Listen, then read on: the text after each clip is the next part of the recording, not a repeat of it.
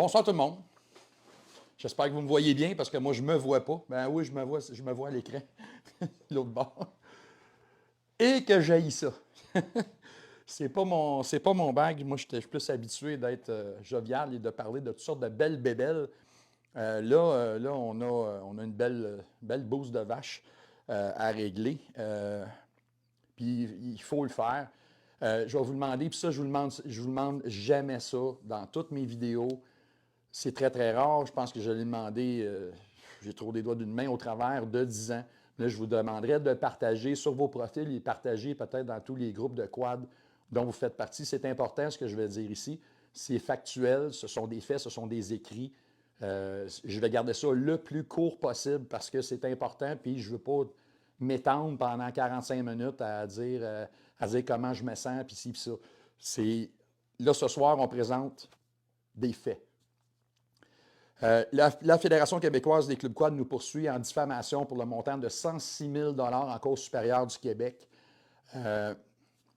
Diffamation pour simplement avoir dénoncé des impropriétés, là, des apparences de conflits d'intérêts impliquant le président Régent Blouin et l'ex-vice-président qui a quitté démissionnaire pour l'ordre de 2,2 millions de dollars ou presque, dans les environs de là. Ça, c'est la pointe de l'iceberg. On a quelques documents ici. Puis, je veux vous parler d'un article qui a été écrit de la main de Pierre Allard. Pierre Allard, qui écrit pour Planète Quad depuis 2012. Pierre Allard, qui est l'ex-VP démissionnaire de la FQCQ. Ça s'intitule « Le samedi noir de la FQCQ ». Et là, c'est important pour vous de comprendre clairement qu'est-ce qui est écrit ici, parce que ça va avoir un rapport plus tard dans cette fameuse situation de conflit d'intérêts. Et la première ligne ici, c'est important que vous la mémorisiez. Beaucoup savent qu'en plus de continuer de garnir les pages de ce magazine, on parle de Planète Quad, pas de Sentier Quad, de texte depuis maintenant 6 ans. Ça a été écrit en 2018, ça. Je siège également sur le conseil d'administration de la Fédération québécoise des clubs quad depuis 2012. Justement, dans cette implication bénévole, il m'a été imposé de vivre cet automne l'épisode le plus déchirant de mon mandat d'administrateur. Toute la communauté des quadistes qui rôde sur Facebook aura compris que je parle de la démission forcée par le CA de Alain Decoste. Ça, c'est l'ancien président qui était là en 2018, qui a été limogé par le conseil d'administration. Dans un premier temps, je dirais qu'Alain a fait de grandes choses dans son mandat, notamment l'ouverture de canaux de communication efficaces avec les cabinets ministériels. Il a aussi ouvert un dialogue avec les principaux acteurs des réseaux sociaux portant sur le quad au Québec. Ça, c'est moi. J'ai été le premier à faire une interview d'un président de la FQCQ dans l'histoire. Dans un sens large, la politique est l'organisation et l'exercice du pouvoir qui sont conférés dans une société organisée de façon la plus concrète à la FQCQ. Le travail politique du président porte sur des actions, l'équilibre, le développement interne ou externe de la communauté, des rapports de la FQCQ à l'interne et à l'externe avec d'autres organisations comme les ministères et autres fédérations. Il va sans dire, puis ça c'est important, là, il va sans dire que le travail du président doit être impeccable du point de vue éthique afin d'assurer la légitimité d'entretenir l'autorité morale de l'organisation face à ses partenaires. Car c'est sur ce dernier point que les délibérations du conseil d'administration ont eu lieu. La réunion du CA à ce sujet a eu lieu le 26 septembre 2018. Les débats n'ont pas porté sur la légalité du geste car l'entente n'a jamais été conclue. Mais quelque part dans le temps, le geste d'intention d'obtenir une commandite du plus gros fournisseur de la FQCQ a bien été commis et le fait bien documenté. Donc, les délibérations ont porté sur l'aspect éthique de la chose et des implications que cela avait pour l'organisation avec les autres membres du CA. Des actions reprochées pourraient avoir sur leur vie professionnelle et personnelle, sur les attentes des clubs et des membres d'avoir des dirigeants au-dessus de tout reproche et ultimement le devoir de préserver l'autorité morale de l'organisation. Ça, c'est Pierre Allard qui a écrit ça, là, en 2018. À quel point c'était important l'éthique et toutes ces choses-là. Il faut comprendre que les règles qui gouvernent l'éthique portent sur les jugements de valeur et ne sont pas les mêmes qui régissent les règles juridiques. L'éthique se définit comme l'ensemble des principes moraux qui sont à la base de la conduite de quelqu'un. Elle établira les normes, les limites et les devoirs qui déboucheront sur les concepts du bien et du bon véhiculés dans les théories de justice sociale. En fonction des valeurs et du bagage de différentes personnes, ce qui semblera conforme à l'éthique pour un sera complètement inacceptable pour les autres. C'est un peu dans cette dynamique que s'est retrouvé emprunté le CA dans ses discussions. Qu'on ne se méprenne pas sur la sévérité du... C'est important, là. Écoutez bien ça, parce que ce qui s'en vient après, c'est directement relié à ça, parce que c'est les comportements que je vais noter. Qu'on ne se méprenne pas sur la sévérité du verdict. Il est déchirant de voir un ami avec qui on a travaillé depuis nos premiers pas à la Fédération endurer stoïquement, au bout de la table, tous les reproches, sautes d'humeur et argumentations des collègues, ce qu'il le comprenait bien, n'était pas une bonne nouvelle pour lui. Il était torturant de voir dans ses yeux la douleur d'être, selon lui, trahi par ses pairs. Il était bouleversant de mon côté de gérer le conflit intérieur entre l'amitié qui sera brisée et les souffrances que l'on inflige à un homme profondément meurtri. Et le devoir éthique d'être un administrateur élu de la FQCQ et de ce fait veiller aux intérêts supérieurs de l'organisation. Si vous voulez voir le reste, parce que je vais vous passer du reste, mais ce que le message de Pierre Allard, qui est impliqué directement dans cette saga qui a mené à la décision du CA de nous poursuivre en cour supérieure du Québec avec une poursuite complètement démesurée, que moi je juge. On parle d'éthique, on parle pas juste de légalité là-dedans, puis à quel point c'est important d'être éthique et d'être au-dessus de tout soupçon et d'agir dans le meilleur intérêt de la Fédération. C'est bien important. Ensuite, voici ce qui a mis le feu aux poudres, ce qui a parti tout ce brouhaha. Fait que le courriel qu'on a fait parvenir à l'entièreté des membres du conseil d'administration de la FQCQ, à son directeur général et aux représentants des présidents régionaux des clubs quad du Québec, ainsi qu'à par après, on les a envoyés à tous les clubs quad, cette note-là. Il est à noter que j'avais déjà fait part, ça c'est Jason Lajoie qui a écrit ça, et c'est là qu'on va vous faire part de notre source. Notre source, c'est elle qui est venue valider et qui a apporté du feedback là, pour quand on parle de procédure, quand on parle...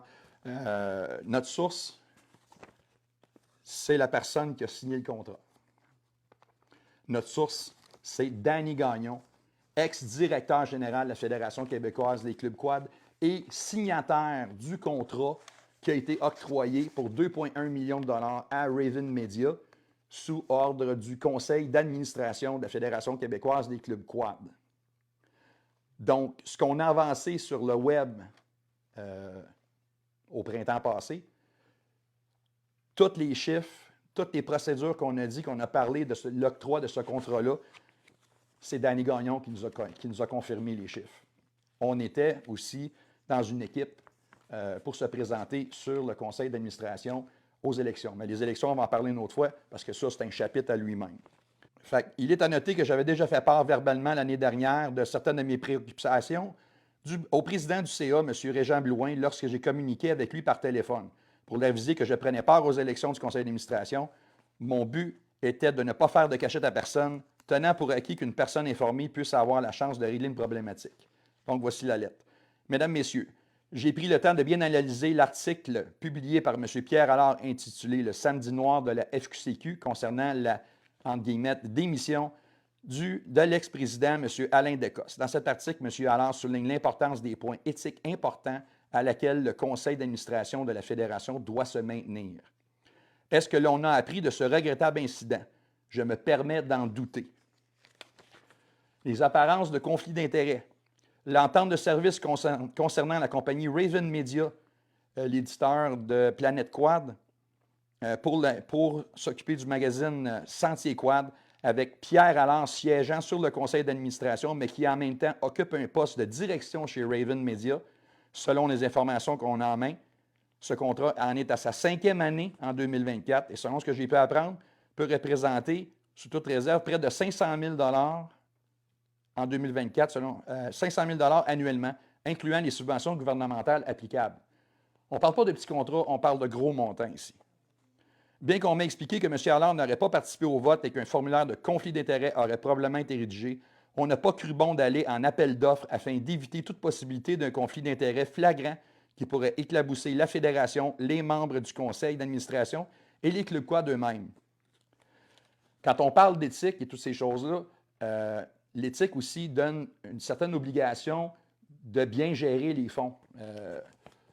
Bien gérer les fonds, ça veut dire aller voir si on peut avoir pour moins cher ailleurs ou on peut avoir plus de services, on peut avoir plus ailleurs pour le même prix ou avoir quelque chose à moindre coût. C'est juste responsable. Quand on fait faire des rénovations majeures dans sa maison, on va appeler 2, 3 contracteurs pour faire des soumissions.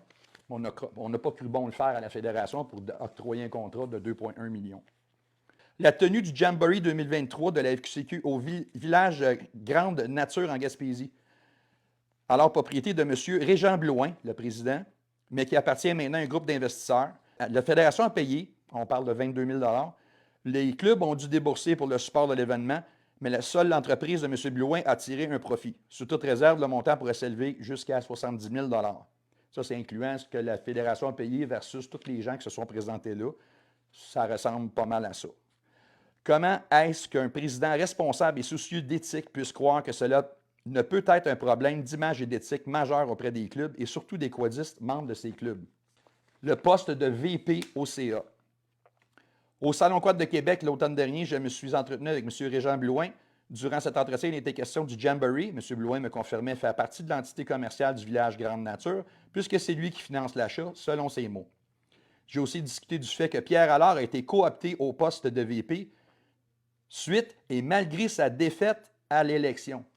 Bien important qu'à l'élection 2023, M. Pierre Allard, qui était alors pas encore vice-président, a été défait aux élections par l'ordre de 44 voix. Et soudainement, une semaine ou 2 semaines après maximum, il a été coopté. Coopté pour être de retour. Les clubs ont voté pour plus qu'il soit là, mais il a été ramené par Régent. Ça, vous ne croirez pas à ça, mais ça, c'est ce qui nous a été dit.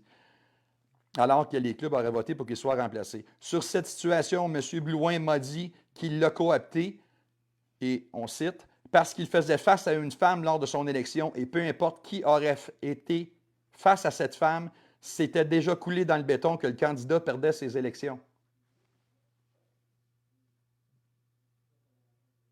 Sérieux? Donc, pour finir, Jason dit « Alors, je m'inquiète pour l'avenir de la Fédération et m'intéresse énormément à son avenir. J'ai parfois l'impression qu'actuellement, certains ne sont présents que pour occuper une chaise vide et voter sans se poser de questions. Et ça, c'est inacceptable, surtout lorsqu'il existe des candidats bénévoles et volontaires qui présentent leur candidature avec de nouvelles idées. Je fais partie des membres qui ont besoin de savoir et de comprendre comment les clubs sont représentés et de connaître les raisons qui mènent à l'adoption de certains choix. Je veux participer aux réflexions et décisions qui aideront les clubs quad. Sur ce, vous êtes maintenant informés de ce que j'ai pu constater et de mon intérêt à m'impliquer activement au CA de la Fédération. Je m'en remets donc à vous, membres du conseil d'administration, présidents régionaux et administrateurs de clubs quad, membres de la Fédération pour déterminer le futur. Cordialement, Jason Lajoie, candidat aux élections FQCQ 2024. Ça, c'est ce qui a été envoyé et ça, c'est tout ce qui a été dit là-dedans a été vérifié, corroboré, réédité selon ce que nous a donné comme information Danny Gagnon. Il ne faut pas oublier que Danny il participait à l'élection avec nous autres comme un front commun pour se présenter sur le CA, afin qu'on rentre toute la gang. On sait ce qui s'est passé, mais on n'embarque pas là-dedans. Donc, ça, le document que j'ai ici, qui est un document de la Fédération québécoise des clubs quad, ça a été envoyé à tous les clubs quad par la FQCQ. Bonjour, chers membres. Comme membre du conseil d'administration, il nous est primordial de préserver la réputation de la FQCQ et de ses membres. Vous comprendrez qu'il nous importe d'apporter des exactitudes sur les éléments sommaires que M. Marc-André Cayce et M. Jason Lajoie vous ont fait parvenir dernièrement. M. Cayce accuse la FQCQ de l'empêcher de se présenter à la prochaine élection pour un poste d'administrateur. Faux. La Fédération québécoise des clubs quad a lancé son processus électoral le printemps dernier. la période de mise en candidature a débuté le 5 février pour se terminer le 31 mars 2024. 7 candidatures ont été reçues pour pourvoir à 3 postes d'administrateur. À ce jour, les noms des personnes candidates n'ont pas été confirmés, ça l'avait été confirmé, et aucune information personnelle ou confidentielle n'a été dévoilée. Ça, c'est pas vrai. Les candidatures seront dévoilées prochainement en prévision de l'élection qui aura lieu le 2 juin 2024.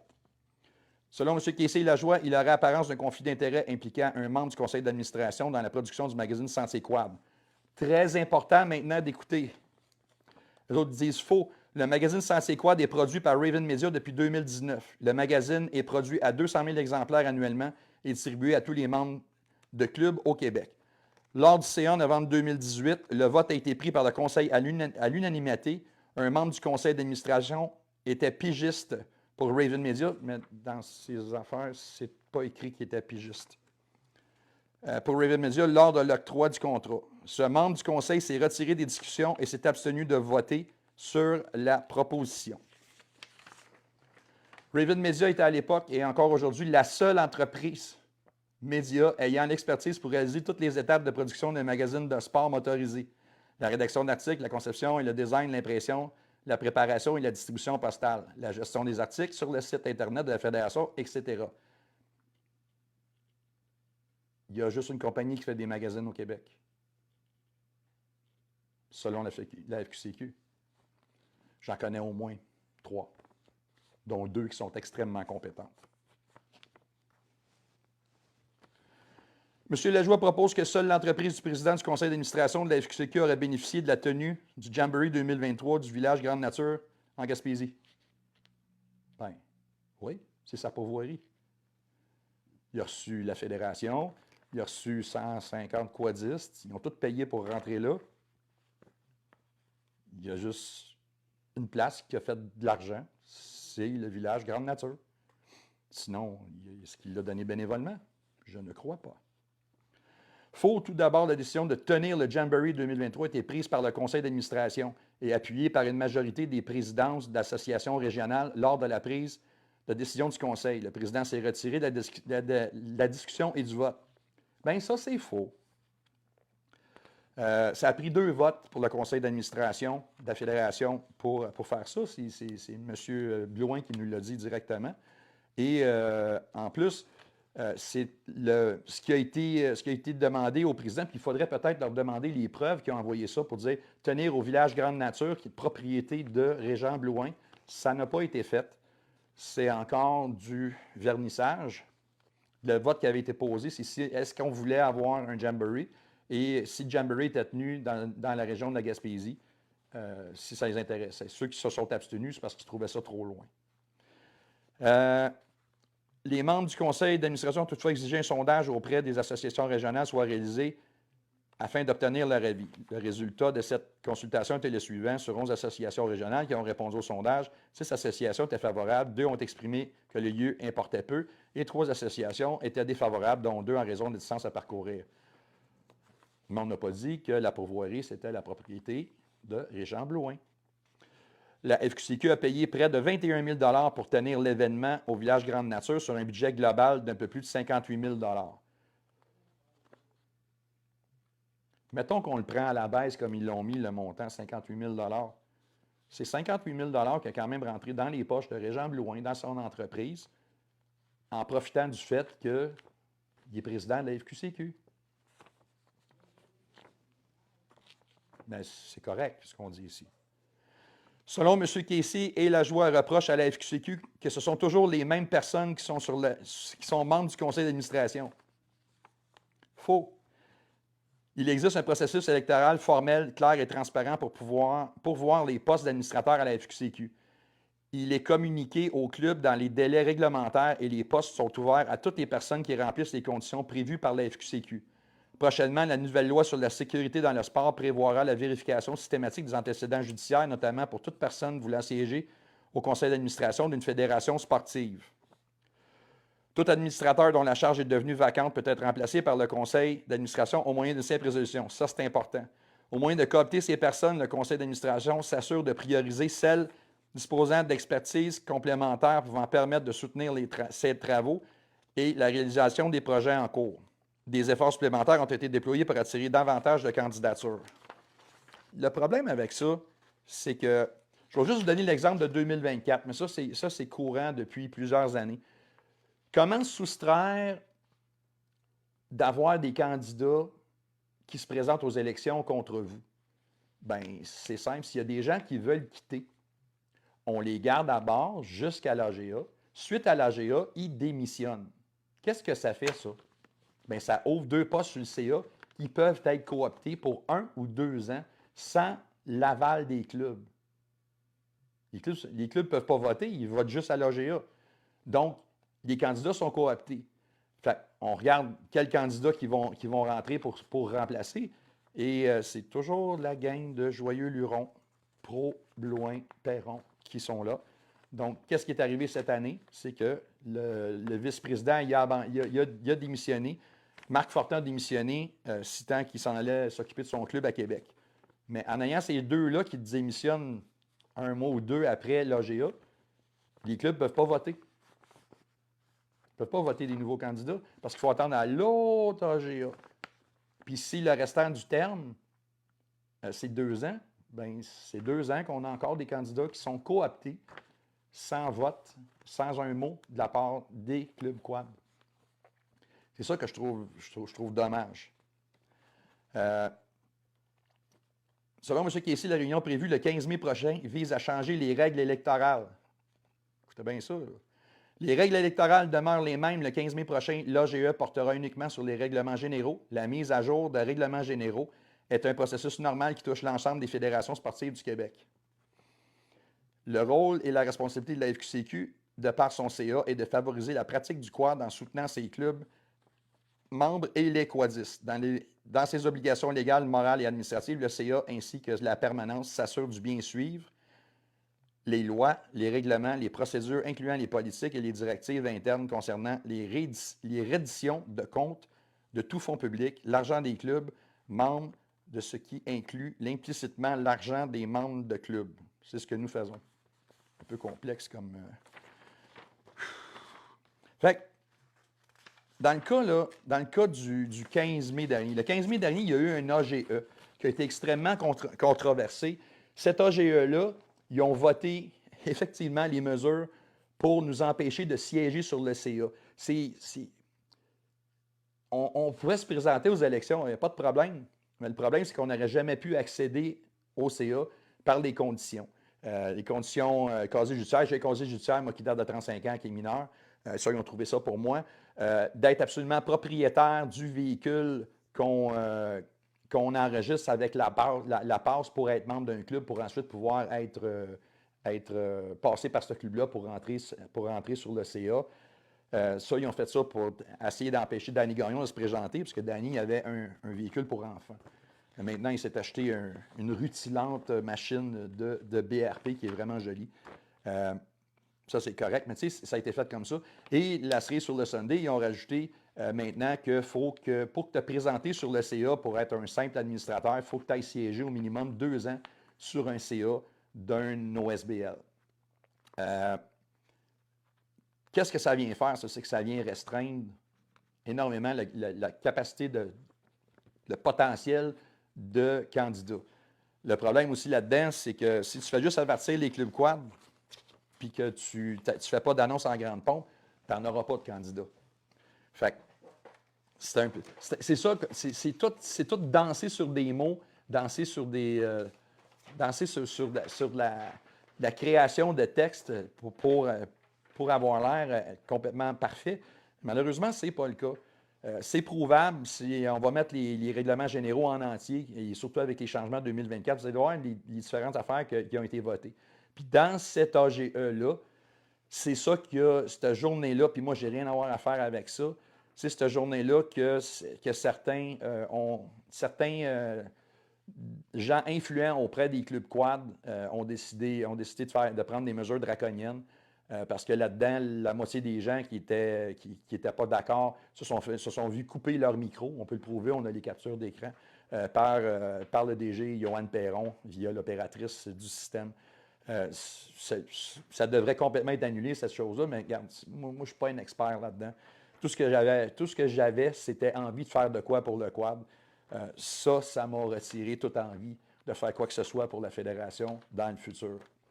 La dernière pièce, puis après ça, je vous quitte parce que, écoutez, bla, bla, bla, mais c'est important de le mettre puis que ça reste là. Ça, là, c'est un document qui vient remercier Pierre Allard en 2022, qui s'est mérité une merveilleuse promotion au sein de la compagnie Raven Media. Et je cite, « Avis de nomination de M. Pierre Allard au poste de directeur des opérations. C'est avec un grand plaisir que nous vous annonçons la nomination de Pierre Allard à titre de directeur des opérations chez Raven Media. M. Allard cumule une expérience de plus de 20 ans d'implication bénévole dans l'univers fédéré du quad au Québec, dont 10 ans en siégeant au conseil d'administration de la FQCQ. Pierre œuvre déjà chez Raven Media à titre de chroniqueur, fonction qu'il continuera évidemment d'assumer. Enfin, l'expérience de gestion acquise dans sa vie professionnelle lui permettra de remplir de nouveaux mandats de directeur des opérations chez Raven Media. Bon succès, Pierre. Le problème, c'est dans la réponse de la fédération, on dit qu'il est pigiste, occasionnel et tout le kit. Mais on sait que Pierre écrit dans les pages de Raven Media, puis c'est corroboré, c'est dit dans les réponses, il travaille là depuis 2012.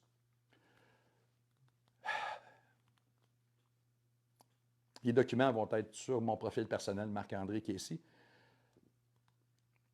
Il est vraiment, vraiment temps que les clubs se mettent ensemble, les associations régionales, puis qu'on épluche tout ça, parce que plus qu'on en trouve, plus qu'on en montre, si vous n'arrivez pas à la même conclusion que nous, surtout que nous, on a fait nos devoirs, notre source, c'est Danny Gagnon, ex-directeur de la Fédération québécoise des clubs quad, celui qui a signé le fameux contrat de Raven Media. Il n'y a pas de meilleure source que lui pour nous donner les informations. Et j'ai une fierté d'aller chercher les informations juste et correct avant de m'ouvrir la trappe. C'est important de faire ça.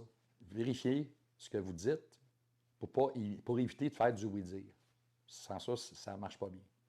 Fait que c'est ça. Moi, c'est Marc-André de Codis.net et je vous remercie de m'avoir écouté dans ma blablature de paperasse officielle relatant la poursuite et les raisons de la poursuite de la FQCQ, poursuite que nous autres, on considère une poursuite bâillon pour essayer de nous rendre au silence, autant verbalement que commercialement, parce que les procédures en Cour supérieure du Québec sont excessivement onéreuses et malheureusement, on n'est pas une compagnie bien riche parce que la compagnie, c'est moi à temps plein, puis Jason à temps partiel, parce que Jason, il y a un emploi à temps plein. C'est ça. C'est comme ça qu'on contraint les gens, qu'on récompense les gens d'avoir dénoncé une situation qui est intenable au sein de la Fédération québécoise des clubs quad. Bonsoir tout le monde.